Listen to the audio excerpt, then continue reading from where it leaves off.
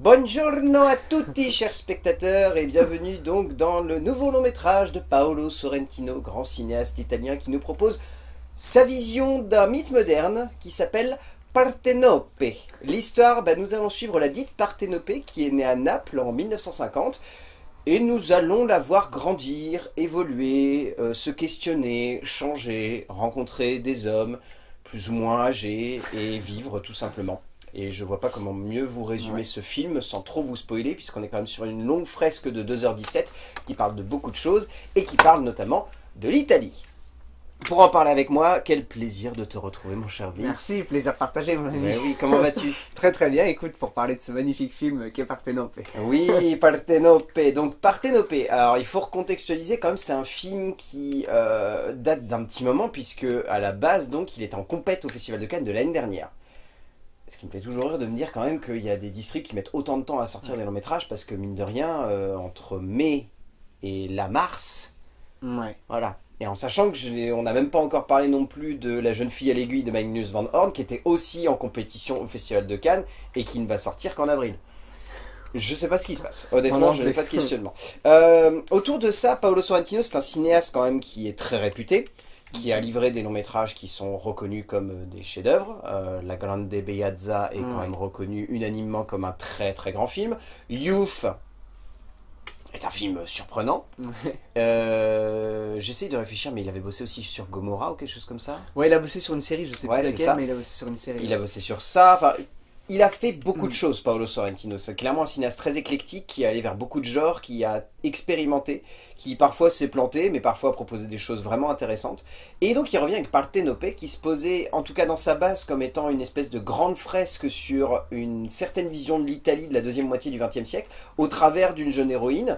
Le film avait l'air d'être très ambitieux, très intense. Je crois même qu'il a quand même été amputé parce que si j'ai bonne mémoire, la première version qui a été passée à Cannes faisait quasiment 2h40. Ok. Et donc il a quasiment été amputé d'une demi-heure. D'une demi-heure, ok, je savais pas. Donc ce qui montre bien quand même que le film a été un peu retravaillé. Je vais pas trop m'attarder sur le contexte parce qu'il n'y en a pas non plus 10 000. Je vais tout de suite me tourner vers toi mon cher Vince et te demander ce que tu as pensé de Partenope. Mais écoute, j'ai adoré ce Partenope de Sorrentino, je le trouve vraiment très très bon. Il y a pas mal de petits détails sur lesquels on va revenir, mais je trouve que l'actrice principale est sublime de bout en bout. Et on suit ses errances, ses amours, sa vie, la question de la mort, du drame dans sa famille. On suit tout ça dans la ville de Naples. Et j'ai trouvé très intéressant d'une part sur la mise en scène, sur la photographie et sur l'interprétation de l'actrice. Donc voilà à peu près ce que je peux dire en préambule. Et toi, qu'en as-tu pensé? Alors, Paolo Sorrentino, c'est un cinéaste que je trouve assez fascinant, mais également assez déroutant. C'est un metteur en scène qui a une vision du cinéma qui, je trouve, est assez surprenante dans la tonalité globale de ses métrages. Je n'ai plus le nom de ce film qu'il avait fait, qui était un film à sketch autour de petits contes qu'il a raconté, ou alors ça se trouve je me plante de cinéaste, hein, et alors dans ce cas-là veuillez m'excuser. Mais je trouve que c'est un metteur en scène qui a plein d'idées, propose des choses très variées, parfois très surprenantes, mais assez déstabilisantes. En fait, je lis beaucoup, et c'est peut-être pour ça que je me plante avec Matteo Garrone, qui est un cinéaste qui, dans un autre registre, expérimente beaucoup aussi et propose des choses qui sont souvent très étonnantes d'un point de vue dramatique et déstabilisantes d'un point de vue visuel. Partenope est dans cette pure veine en fait. Je trouve que ces deux cinéastes, ils ont la même vision, on va dire, symbolique du cinéma qui consiste à prendre des protagonistes qui sont assez fascinants, assez hypnotisants et assez captivants en fait à vouloir suivre, et ils les balancent dans des espèces de grandes histoires fantasmagoriques complètement éclatées qui partent vraiment dans tous les sens et qui peuvent mettre à mal le spectateur. Et Partenope, c'est exactement ça dans son sens le plus complexe à aborder en fait. Je saurais même pas te dire en fait par quel bout prendre le film, tellement j'ai la sensation qu'il parle de 1000 choses. Et finalement, quand je ressors à la fin, j'ai l'impression qu'il n'a pas réussi à questionner tout ce que j'attendais en fait de son propos. Et j'ai un autre point. Je trouve que le film, ou en tout cas le metteur en scène, est tellement hypnotisé par son actrice que parfois il en oublie un petit peu d'avoir un peu plus les pieds sur terre en termes d'émotion et en termes de ressenti pour le spectateur. Ok, ouais, je vois ce que tu veux dire à peu près. Après, est-ce que c'est véritablement son propos de répondre à toutes les questions qu'il place pas, parce qu'il y a tellement de choses. Non, je pense pas, parce qu'il y a un contexte historique, il y a un contexte émotionnel, il y a un relief par rapport à l'Italie d'aujourd'hui, qui est amené notamment au travers de cet épilogue. Il y a toute une construction qui est vraiment très dense. Enfin, le film brasse quand même 70 ans d'histoire de l'Italie du Sud. C'est assez monumental d'un point de vue dramatique. C'est quand même quelque chose de extrêmement dense. Ouais, et dans cette densité, je pense que Paolo Sorrentino se perd, et je pense notamment m'être ressenti complètement à la ramasse lorsqu'on arrive dans ce segment avec ce que je vais appeler le roi de Naples. Oui, je peux comprendre. Oui, je peux comprendre. Où j'étais en train de me dire, mais qu'est-ce que ça raconte, quoi? Je ne comprends pas. Est-ce que le but, c'est de dire qu'à une époque, Naples était tellement gangrénée par la mafia qu'on parlait même plus de mafia, mais de règne d'un roi? Ce qui est peut-être le cas, parce que c'est vrai que ça, c'est une partie de l'histoire moderne italienne que j'ignore, ou alors je connais vraiment qu'une surface très très vague. Mais c'est vrai que du coup, je sais pas, je suis très déstabilisé par ce film, honnêtement. Ok. Et c'est pour ça que je le trouve en même temps très intéressant, et en même temps, je sais pas sur quel pied danser pour réussir à l'interpréter et à le comprendre, en fait. Non, moi je trouve que c'est vraiment le côté où on filme la vie d'une femme sur de longues années, et en fait elle se rend même pas compte de sa beauté, et elle va charmer tous les hommes qui passent sur son chemin, et je trouve ça super intéressant parce qu'on a vraiment cette vision. Et ce qui est surtout très intéressant, c'est qu'il la sexualise bien évidemment, mais il va jamais la montrer nue, c'est toujours très implicite, on la voit jamais nue dans le film. Non, on la voit en maillot de bain, mais elle est jamais nue. Donc il y a un côté aussi où c'est vraiment une sirène, d'où la Parthénope, où on est tous charmés par elle, mais on n'a jamais ce côté. Ils sont tous charmés par elle, que ce soit son frère, sa sœur, son beau-père, Gary Oldman, le prêtre, ils sont tous charmés par elle, même son professeur, mais il n'y a jamais ce côté où ils veulent la posséder à 100%. Et c'est ça que je trouve très intéressant, c'est qu'on voit vraiment toute l'histoire de l'Italie à travers son regard. Et elle est complètement magnétique, on va y revenir. Mais... Ah bah oui, non, mais ça on aura l'occasion d'en parler au niveau du casting, mais c'est presque, tu vois, un truc qu'on pourra évoquer dès la mise en scène, parce que pour moi c'est presque un défaut par moment. Ça devient presque un défaut.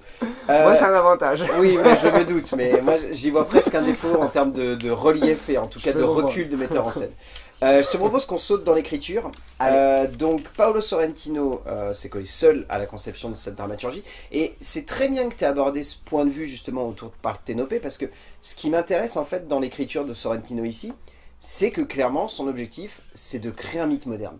Totalement. C'est assez fascinant de voir qu'il se soit dit à un moment donné, et bizarrement tu vois, je trouve que plus on avance, plus c'est vraiment construit comme une déconstruction presque d'un mythe. L'objectif c'est de créer la naissance d'une jeune femme qui est tellement belle que le monde autour d'elle s'écroule littéralement lorsqu'elle arrive dans le champ de vision de quelqu'un. L'objectif c'est vraiment de raconter à quel point lorsque cette femme débarque, on sait qu'il va y avoir un point de vue dramatique. Et ça rejoint beaucoup de tragédies grecques et romaines. Ouais, tout à fait. Bon, on peut peut-être même rappeler en préambule que Parthénopée, c'est le mythe de la sirène qui est tombée amoureuse d'Ulysse, et par punition divine, elle est arrivée sur Terre et elle a créé Naples. C'est elle qui crée la ville de Naples. Et Parthénopée, c'est la définition même de la pureté, de la vierge, de ce côté très beau. Et donc on a cette sensation comme on dit, de la sirène. C'est une sirène qui arrive et qui charme chaque homme. Et chaque homme est complètement hypnotisé par elle, par sa beauté. Peut-être la partie pas très subtile d'ailleurs de l'écriture, la manière d'évoquer Parthénopée, parce que déjà elle est dans l'eau. Elle est dans l'eau, bien sûr, elle sort de l'eau. Voilà, mais non, moi je trouve que c'est une belle métaphore. Après c'est une jolie métaphore, mais disons que niveau subtilité, on est quand même pas sur le truc le plus fin du monde. C'est-à-dire littéralement un personnage qui fait Parthénopée, et puis là t'as le titre qui arrive. J'étais en mode, bon d'accord, c'est amusant, gros, mais c'est pas très subtil. Mais c'est sympa, c'est sympa. Ouais, non. Après, encore une fois, ce qu'on peut évoquer aussi, c'est la densité dramatique qu'a le récit, c'est-à-dire qu'on n'est pas sur un récit qui est linéaire, c'est au contraire un film qui avance, alors qui avance très vite. Moi, c'est un point qui avance assez vite. C'est un point qui m'a un peu dérangé. C'est vrai qu'il y a un côté par moment très sporadique dans la manière de raconter le récit. Je suis d'accord avec toi. Il y a même, franchement, si vous avez vu la version qui a été projetée à Cannes, qui faisait donc 2h40, et que vous voyez cette version ensuite, je pense que vous allez avoir très très mal, parce que même moi qui n'ai pas vu la version d'origine, je vois les coupes. C'est impressionnant à quel point ça se sent que Paolo Sorrentino il a voulu charcuter son film. Et il y a des moments où j'étais en train de me dire qu'en termes de dramaturgie, il y a des scènes qui mériteraient d'être un peu plus denses, d'être un peu plus développées, des personnages qui sont par moments complètement sous-exploités. Il y a le premier vrai amant entre guillemets de Parthénopée, qui est un espèce de babos gourou de je sais pas quoi qui croise les jambes tout le temps. Il n'a rien à apporter à la dramaturgie. Mais alors, rien du tout. Et je trouve ça un peu dommage parce qu'il y a plein de scènes comme ça qui mériteraient d'avoir plus d'impact. Et après, il y a... On va dire que Sorrentino, il a quand même voulu baser son film sur des retournements dramatiques, sur une certaine intensité, sur des révélations aussi. C'est bien ça, ce qui est une bonne idée, mais ce qui peut un peu déstabiliser, parce que c'est vrai que le film a une tendance à vouloir tellement aller vite et à vouloir tellement brasser de choses, qu'il y a des moments où on pourrait se dire, bon, finalement l'objectif c'est pas de raconter une dramaturgie claire et nette de A à Z, c'est plus de se balader d'épisodes de Naples en retournement de situation, avec des bascules dramatiques autour justement de l'aspect historique de l'Italie, etc. Et c'est vrai que d'un seul coup, voir par moment des relents de dramaturgie classique revenir dans cette écriture, ça peut être un peu perturbant parce qu'on se dit ah tiens, il revient à quelque chose de cinématographique. Ok, pourquoi pas. Mais après, moi ce qui me déstabilise vraiment dans ce film, c'est que je trouve qu'il part dans tous les sens. Ça je peux comprendre qu'il aborde beaucoup de sujets. Enfin, il y a plein de choses qui sont assez passionnantes. Il y a des épisodes moi qui me perdent. Honnêtement, je t'avoue que même si je trouve que visuellement, on aura l'occasion d'en parler en termes de mise en scène, la partie avec le prêtre est sublime. Oui, c'est vrai que narrativement, c'est un peu... Là, ça commence à être un peu long. En plus, ça va... Au-delà de la longueur, je vois pas l'intérêt narratif. En fait, on le voit en 5 minutes. Il n'y a pas besoin de nous faire tout un chapitre sur... C'est très bizarre. En fait, c'était pour témoigner que, vraiment, pour le cas, la sirène, elle charme même des gens qui ne sont pas supposés avoir des sentiments pour les femmes. Oui, donc c'est vraiment on le voit tout au long du film. C'est-à-dire que littéralement, elle charme tout le monde. Enfin, je veux dire, c'est ça qui est vraiment très intéressant. Et sans le vouloir, en plus. C'est vrai que pour ça, on aura l'occasion d'en parler, dans l'écriture de son personnage, je trouve qu'elle a un côté très Bardot, qui savait pas qu'elle était jolie, et qui charmait tout le monde, petit jusqu'au vieux, ils étaient tous amoureux d'elle. Et là, Parthénope, c'est un peu ça, c'est-à-dire qu'elle charme même un prêtre qui ne doit pas éprouver de sentiments pour les femmes. C'est ça qui est très intéressant. Ouais, et après, au niveau dramatique... Un chef-d'œuvre, ce film. Oh là là, calme-toi, mon petit. Non, mais c'est vrai que par contre, ce qui est intéressant, c'est justement de montrer ce relief-là, et de montrer surtout à quel point, je trouve... Je dirais pas non plus que Paolo Sorrentino est un cinéaste féministe, mais je trouve que la partie féminine de ses films est parfois peu subtile. Et là, je dirais qu'ici, c'est peut-être l'une des rares fois où j'ai eu la sensation que c'était un peu amené à la truelle, mais qu'on sentait qu'il y avait un petit message justement sur l'innocence de la beauté de certaines femmes. Dans le sens où on sent que dans sa dramaturgie, son objectif, comme tu dis, c'est de montrer à quel point cette femme n'a pas conscience de sa beauté, ou en tout cas pas pleinement conscience de sa beauté, et que du coup elle va essayer de vivre et d'avancer dans une société qui la dicte un petit peu par le prisme justement de cette beauté. Et je trouve qu'en termes d'écriture, il y a notamment cette envie de vouloir constamment mettre en relief Parthénopée avec toutes les autres femmes. Oui, c'est vrai. Sans pour autant beaucoup en montrer. Oui. Et ça, c'est un autre point, c'est-à-dire qu'il y a des moments où j'étais en train de me dire, attends, il y a d'autres femmes que Parthénopée dans ce film, d'autres personnages féminins. Oui, notamment la femme qui est masquée un peu à la Kanye West, etc.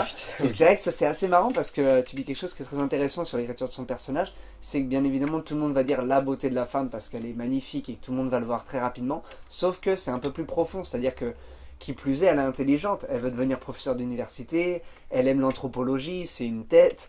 Donc il y a un côté qui est très profond, c'est pas non plus juste la femme jolie qui fait tomber les hommes comme des mouches, mais c'est également une femme qui a beaucoup d'ambition professionnelle, aux dépens de sa vie sociale et de sa vie personnelle, et qui a un côté où elle est douée en fait dans ce qu'elle fait. Ce qui peut déstabiliser un peu au début, parce que je t'avoue que j'étais un peu en train de me dire, attends, je suis en train de regarder un film de Paolo Sorrentino, une espèce de comédie américaine du début des années 2000 où c'est l'histoire d'une meuf qui est vraiment belle, mais qui par contre a un QI de dingue, et en fait tous les mecs vont dire, oh ouais, mais t'es quand même plus jolie qu'intelligente, dis donc, hein. Oh, une femme drôle et intelligente, oh, dis donc.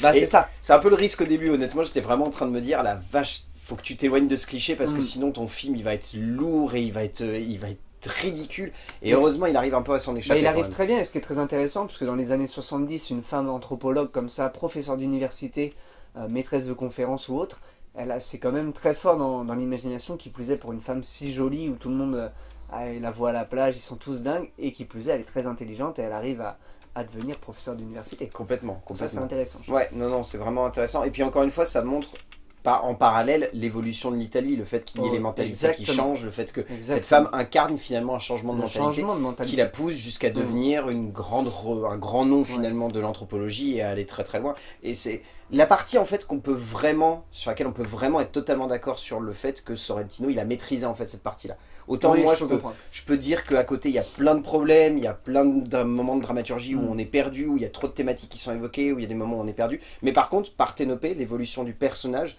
et le relief qui est fait de elle par rapport à l'Italie, ça c'est la partie vraiment que Sorrentino a su maîtriser, a su emmener loin, et a su faire en sorte que le spectateur puisse se dire à la fin, ok, j'ai pas tout compris de ce que tu as voulu me raconter, mais par contre Partenope, je comprends son évolution par rapport à l'Italie de la deuxième moitié du XXe siècle. Ouais, tout à fait.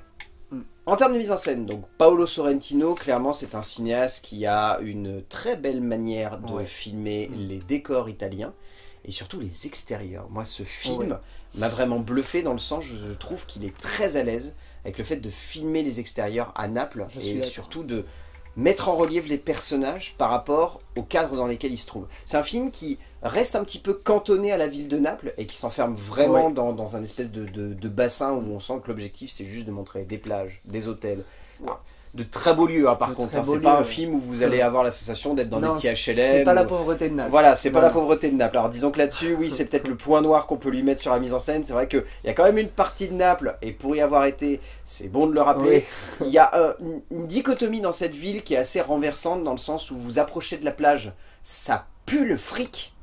Et par contre, vous rentrez un tout petit peu dans les terres, le fric il a disparu. Il s'est évaporé, il est allé je sais pas où dans la stratosphère, mais il n'est plus là. Et je trouve que c'est peut-être le petit défaut que je pourrais évoquer dans la mise en scène de Sorrentino, c'est que c'est un peu dommage de ne pas avoir réussi à remettre ce relief-là de la ville de Naples. Ouais, mais là je pense qu'il se serait perdu s'il avait fait ça. Parce que là on est vraiment chez des gens riches. Elle est très riche. Il ne mentionne pas, mais au début on voit la maison qui est collée à la plage. On sent qu'ils ont beaucoup d'argent, ils partent avec son frère et son amant. Même si on voit quand même une évolution financière. On voit une évolution financière. On voit quand même qu'il y a un travail autour de justement une espèce de perte de... Ils sont aisés, donc ils n'avaient pas montré la pauvreté, je pense qu'ils se seraient perdus. Et en termes de mise en scène, je reviens sur ce que tu disais, mais je suis complètement d'accord, c'est magnifique. De bout en bout, je trouve que le cadrage, la photographie, la lumière, on n'est que dans des endroits magnifiques. Et c'est un bonheur de cinéma. Moi pour l'instant c'est l'un des films qui me plaît le plus sur l'aspect visuel du film. Je peux comprendre que le scénario soit très léger pour beaucoup de spectateurs et qu'il n'y ait pas forcément d'histoire de A à Z, qu'on ne suit pas une histoire.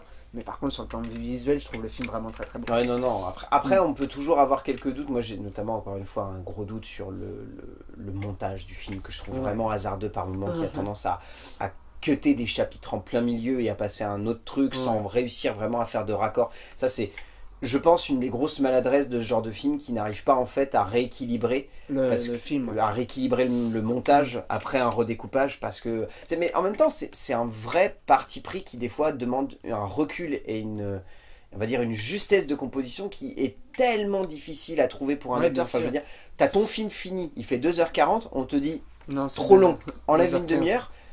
Il y a des fois c'est dur. Je prends pour un exemple très éloigné bien évidemment le Batman vs Superman de Zack Snyder. Il est indéniable que la version que on a vue en salle était nulle, et par contre la version définitive de 3 heures, elle est bien, parce qu'elle est équilibrée, et parce que du coup il y a plus de densité dramatique. Et peut-être ici qu'on est sur un exemple comme ça.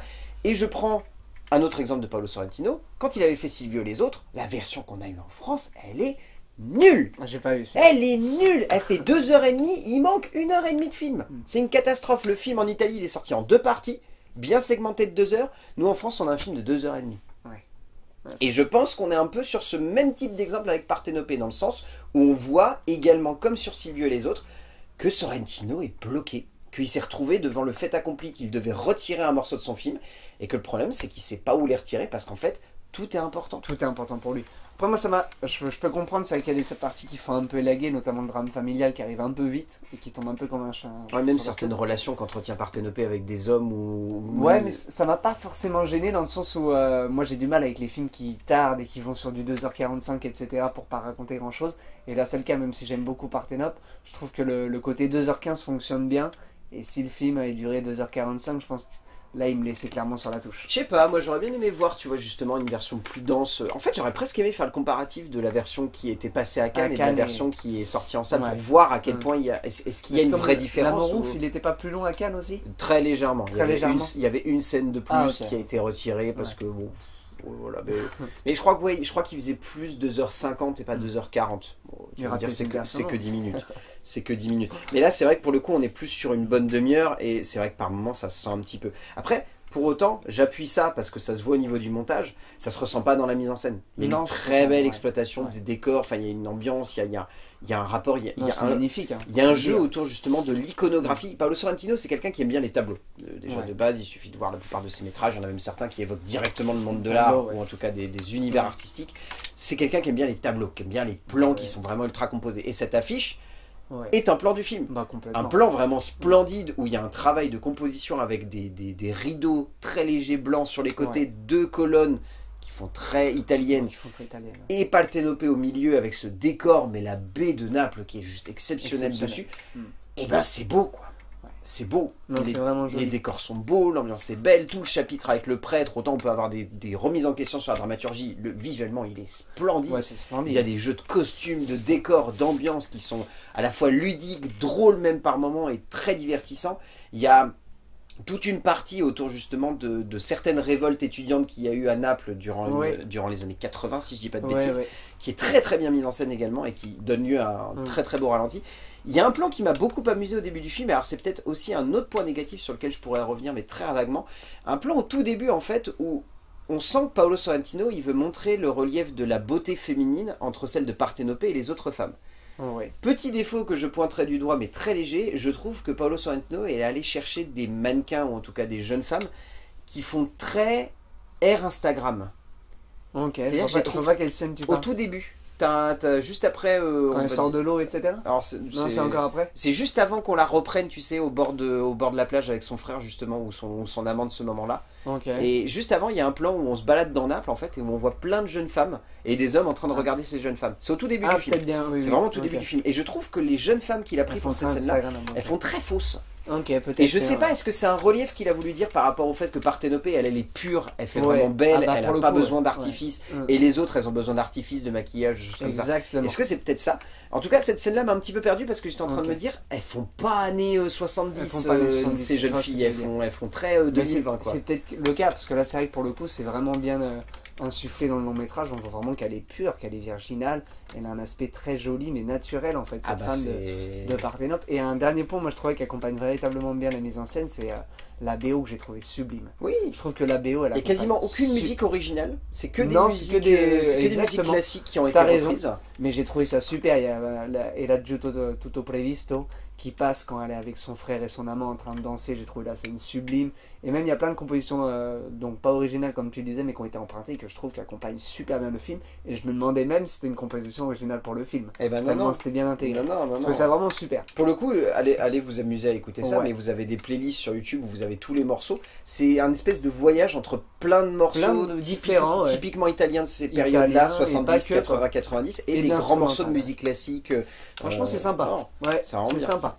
Non, ça a clairement de l'impact et ça emmène beaucoup le film. Et au-delà de ça, c'est vrai que c'est un point que je trouve très intéressant, mais on sent que son objectif à Sorrentino ici, c'est de mettre en relief la beauté des décors avec la beauté de Parthenope. En fait, c'est de la Totalement. mixer constamment avec les lieux pour faire en sorte qu'elle ait presque une place pas de l'ordre d'une statue, en fait, d'une statue Ouais, complètement. romaine qui serait figée là et qui appartiendrait à ces lieux et qui du coup passerait son temps à hypnotiser tout le monde. Et c'est vrai que mine de rien, encore une fois, moi je le verrais presque comme un très léger défaut, encore une fois, mais j'aime bien être tatillon, dans le sens où je trouve que presque Paolo Sorrentino est par moments un peu trop hypnotisé par son actrice. Ouais. Et du coup perd un petit peu pied en fait dans la composition de ses cadres et genre on dirait il fige, mais ça donne presque un côté, je dirais pas fantastique, mais en tout cas très fantasmagorique dans sa manière d'aborder la mise en scène, dans le sens où quand tu es pétrifié en tant que metteur en scène à tel point par la beauté de ton actrice, c'est assez perturbant en tant que spectateur de se dire ouais la vache, fais attention là, tu la filmes trop là quand même, faut prendre du recul. Peut-être, ouais. Mais Mais je peux comprendre. Mais c'est particulier, encore une fois, c'est un objectif de composition qui est assez surprenant et qui donne en tout cas un relief atypique en fait au long métrage. Parce que c'est rare de voir des acteurs être autant hypnotisés par leurs actrices. Et c'est vrai que je trouve que ça donne une identité en fait au film. Complètement. Malgré elle, ça donne une identité au film. Ouais. Je te propose qu'on passe au casting. Allons-y, mon ami. Alors on va partir un peu dans tous les sens parce que j'ai pas envie de me perdre. Déjà, Dario Aita qui joue donc Sandrino, qui est, si je me plante pas, le frère de Le Parthenope, frère, ok. est excellent. Moi je trouve qu'il n'y a aucune fausse note dans le casting. Non, non, il est vraiment excellent. Mais la plupart des acteurs, sache-le, ils n'ont pas beaucoup de rôle à leur actif. Ça m'étonne pas. C'est beaucoup d'acteurs qui sont... À part Gary Oldman. À part Gary Oldman, oui, j'avais cité Gary Oldman parce que bien évidemment, lui, on peut pas s'en passer. C'est un peu difficile de louper. Je t'avoue que quand je l'ai vu au casting, j'ai fait « Hein, ouais, moi non plus. C'est vrai que... D'accord. En plus, je crois que Gary Oldman, il avait dit qu'il voulait arrêter plus ou moins sa carrière, il me semble. Ouais, il est sur la fin, là, je crois. Il est en 2022-2023, il avait dit qu'il voulait arrêter. Et là, c'est vrai qu'il sort d'outre-tombe et son rôle est assez touchant. On voit pas beaucoup, mais il dit une phrase qui est magnifique à Parthénope. Oui. Mais à part ça, non, il joue très très bien, je trouvais, tout en justesse. Petite apparition sympa, quoi. Mais la majorité des acteurs sont très bons. Ouais, je vais citer quelques noms comme ça un petit peu au hasard. Margherita Resti, Martina Attanasio, Francesca Romana Bergamo, Liliana Bottone, on a Luigi Bruno, on a Giovanni Busselli, on a Paola Calieri, Ciro Caprano. Enfin, la grande majorité des acteurs, en fait, on les voit, mais on les retient pas forcément parce que, je vais pas vous mentir, tout tourne autour d'elle. Céleste Dalla Porta. Alors, comment dire? Elle est magnifique, elle est belle, elle est puissante, elle est charismatique à l'écran. Moi, elle m'a beaucoup impressionné. Moi aussi. Ouais. Je m'attendais pas forcément à être autant hypnotisé par l'actrice. Bah moi aussi. Parce que c'est vrai que la beauté au cinéma est quelque chose qui, je trouve, demande beaucoup de relief à un cinéaste pour ne pas la transformer en quelque chose de trop voyeuriste. Ouais. Et la beauté d'une actrice est typiquement cet exemple-là. Si jamais on la trouve trop belle, l'actrice, on peut vraiment se retrouver dans une position de voyeur et ne pas avoir l'impression de regarder une actrice jouer un personnage, mais simplement de regarder une actrice. Et ben Céleste Dalla Porta, elle a réussi à dépasser ce stade-là. C'est-à-dire qu'elle a vraiment une beauté hypnotisante, mais elle arrive à donner beaucoup de relief à son personnage. Et même si Sorrentino est complètement hypnotisé par sa beauté, il ne perd jamais pied, je pense, parce qu'elle a envie de porter Parthénope du début à la fin. Totalement. Et du coup, son interprétation, elle est renversante, elle est puissante, elle est belle. Si elle gagne pas des prix au prochain César italien, dont je n'ai pas le nom d'ailleurs. Moi non plus, c'est vrai. Mais si elle ne gagne pas de prix dans ce genre de moment-là, et ben, ça sera bien triste pour elle, parce que ça serait largement mérité. Mais le film, disons, si moi j'ai beaucoup de griefs avec, elle, j'en ai aucun. Ah ouais, je suis tout à fait d'accord avec toi. Moi, c'est vrai que Céleste Dalla Porta, je la connaissais pas du tout. La première fois que je la voyais au cinéma et j'ai trouvé sublime de bout en bout. Je pense qu'elle aurait même mérité le prix d'interprétation, pour être tout à fait honnête. Ouais. Parce que par rapport aux trois filles qui l'ont gagné, je pense qu'elle méritait pareil, on va dire. Ouais, les 3 filles qui l'ont gagné, ils l'ont quand même bien mérité. Alors même si elles n'avaient pas encore des polémiques sous le coude. Pour moi, pas Selena Gomez, mais à part ça, Zoé Saldana peut-être. Mais en tout cas, ouais, elle joue vraiment très bien. C'est-à-dire que tout autour d'elle, là, c'est vraiment la performance de l'actrice. Le film repose sur elle. Sans elle, il n'y a pas de film. Et elle a un magnétisme, c'est-à-dire que, comme tu le disais si bien, on est hypnotisé. Et j'ai beaucoup aimé ce que tu as dit, c'est-à-dire qu'on peut tomber très vite dans le voyeurisme de la femme jolie, mais sans forcément interprétation. Et là, c'est tout le contraire, c'est-à-dire qu'elle est très belle, mais comme son personnage en tant qu'intelligente, l'actrice, elle a une superbe interprétation. C'est-à-dire qu'elle est magnétique à chaque plan, on a envie de la voir tout le temps. Et elle me rappelait, moi, toutes ces figures italiennes des années 50-60, que ce soit Gina Lollobrigida, Sofia Loren, où la caméra était collée sur elle. Et là, c'est pareil, c'est-à-dire que c'est des femmes qui sont jolies, et qui ont un super coffre d'interprétation, qui ont une palette, qui jouent avec les émotions. Il y a des jeux de regard, des sourires, des gestes. Et comme je disais, elle est sexualisée, mais jamais représentée nue. C'est pas un voyeurisme forcé à regarder comment elle est jolie, mon actrice, je vous la montre sous toutes ses coutures. Non, là c'est très implicite et je la trouve parfaite de A à Z. Ouais, complètement. On arrive à la fin de cette vidéo, qu'est-ce que tu retiens de Parthénope, mon cher? Eh ben écoute, j'ai passé un super bon moment, je dirais que c'est mon deuxième meilleur film de l'année, après je suis toujours là, le film brésilien, donc voilà, Brésil-Italie pour l'instant. Et ouais, un super moment de cinéma, voilà, pour résumer très simplement, je dirais que c'est un vrai film de cinéma, une mise en scène impressionnante, une actrice sublime, donc je vous conseille vraiment d'aller le voir. Après je comprends les points de vue négatifs qui vont arriver sur le côté absence peut-être d'histoire, ou absence de scénario un peu plus élaboré. Mais voilà, un vrai bonbon de cinéma pour ma part, donc je recommande fortement. Très bien. J'aurais quelques réserves quand même sur ce long métrage. Je vous dirais d'y aller en faisant attention parce que mine de rien, c'est un film qui je pense est un petit peu compliqué à aborder. Ouais. Pour autant, ça reste un film fascinant sur de nombreux points, notamment sa mise en scène qui est vraiment pour le coup la grande réussite du film. d'un point de vue dramatique, vous risquez d'être un petit peu perdu. Je vais pas vous mentir, c'est vraiment pas un récit qui est classique dans sa composition de la narration. C'est pas une aventure qui va vous sembler avoir des points d'ancrage concrets dans la perspective que va avoir l'aventure de Parthénopée. Pour autant, ça reste prenant, parce que mine de rien, encore une fois, il y a cette idée de parcourir une certaine image de l'Italie entre 1950 et 2025, ce qui est quand même très fort en termes de densité dramatique, très puissant, et je trouve très juste mine de rien. Et encore une fois, ouais, il y a cette actrice, Céleste Della Porta, qui est vraiment... voilà. Et encore une fois, Paolo Sorrentino démontre que si on peut avoir des difficultés avec son style narratif, son style visuel reste quand même très abouti et propose des choses qui sont vraiment puissantes. Donc Parthénopée de Paolo Sorrentino, et ben pourquoi pas, essayez, peut-être que ça va vous plaire. Il faut essayer. On verra bien. Merci mon cher Vince. Merci à toi de m'avoir invité. Je ne sais pas quand est-ce qu'on se retrouve, mais je l'espère bientôt, comme toujours. Et d'ici là, on va dire aux gens d'aller voir des films parce que c'est bien d'aller voir des films et qu'on se retrouvera pour parler de films, bien évidemment. A plus. Par contre, du coup, ça m'a donné envie de retourner à Naples quand même. Ah, il faut retourner. Mais Naples avec plein de thunes, par contre. Parce que, voilà. En fait, ils te vendent un Naples où tu te dis, j'aimerais bien y retourner, mais avec genre 2 millions d'euros à claquer, quoi. Mais...